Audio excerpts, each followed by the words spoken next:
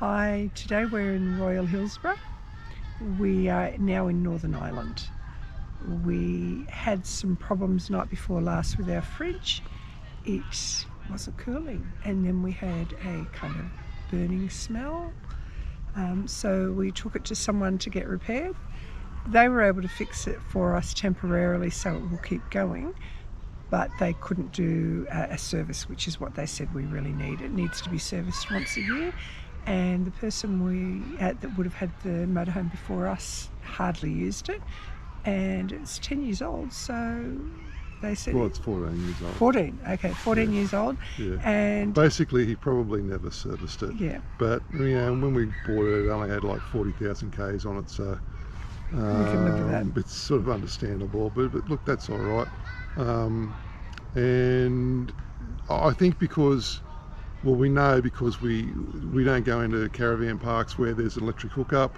We wild camp, so we're using that gas all the time. When we're not driving, that fridge is on. So it's been recommended that we get the fridge serviced every 12 months. We wild camp 99% of the time, so we're not going into caravan parks where there's an electric hookup. So the cost involved in that is really it's neither here nor there. And certainly we get our savings from wild camping. So it's something that we'll take on board. We'll get it done. We still don't know how much it's going to cost. We've got an idea, but it's certainly worth doing for us because of the savings involved in the long run. So we'll be here. We're going to move on later today. We're going to head to a place called Newcastle, funnily enough. We're going to check that out. There's a nice walk along the promenade there. It's probably about a 2 or 3k walk, so we might do that this afternoon, if not maybe tomorrow morning, and we'll see what happens from there. Yeah, so moving into Northern Ireland was kind of a bit of a shock for us because we expected, even though we knew it would be in pounds sterlings, we thought the cost of things would be similar to Republic of Ireland, and no, it's Great Britain. So the cost of things here is like being in England, possibly Scotland and Wales as well. Yeah, I would say it's probably around about 20% more. Yeah. So we had a glass of wine and a beer last night, and it cost us. It costs £14, which is like 29 Australian dollars. About 28 Australian dollars. Yeah. So, and I, rookie mistake. We went to a cake shop and I thought, oh, those cakes look good. We'll get one of those each. They're a little bit expensive, but we'll buy them. What I was thinking was €3.75, but no, they were £3.75 each. So we spent, I think, what was it, $7.50 each on a cake. They were pretty good, and we enjoyed every moment. They weren't worth that much. That won't happen a second time. We have lots of food in the motorhome, and we're going to eat that out while we're in Northern Ireland because it's just very expensive here. Yeah, and when we say it's very expensive, can't start again. When we say that it's very expensive, we liken it to Australia. Okay, so which we think is expensive. It's not like if you're an Aussie and you came over here and you were like, whoa, wow, this is like Switzerland. Although Switzerland and Aussie prices aren't that far apart now these days, but we would, like everyone else, we'd prefer not to pay that sort of stuff. So, like Joanne said, rookie mistake. You got to keep an eye on the purse strings as far as how much we're spending, what we're paying for things. We still think it's far cheaper to be over here than it is in Australia. Oh, absolutely. It's just a game that you've got to play. And when you're playing the game, you've got to think about the money that you're spending. That's right, and you don't spend $7.50 on a single cake. Yeah, exactly. So, and when we say cakes, we just mean like just, know what I mean? Cakes. Not big round cakes. Not big round cakes.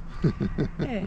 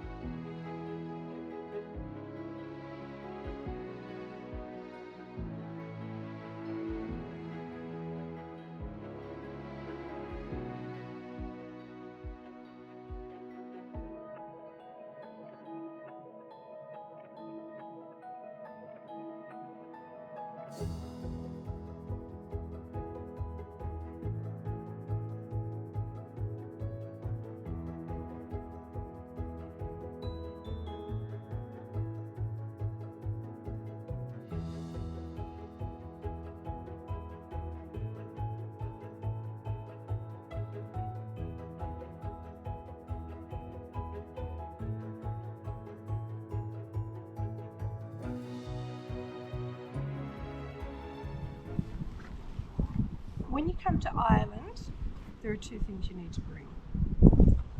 One is your rain jacket, and the other is walking shoes. Money. Walking shoes.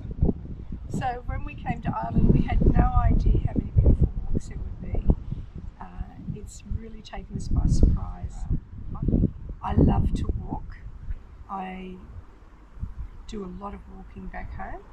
And there are people who've travelled with me who would probably say that was an understatement. But the walks here just make you want to get out and see things. They're just spectacular. I'm a novice walker. I don't do a lot of walking. It's sad to say, but that's the reality of it. I think given where we are and what we're doing, I realised before we left home that I would have to lift my game in that regard. But the beauty of being over here and doing all this is that the trails that you walk down here are mostly very clearly signposted, and they give you a wide berth too. The trails are quite wide, and everywhere you look is a postcard. I mean, you can't not like it.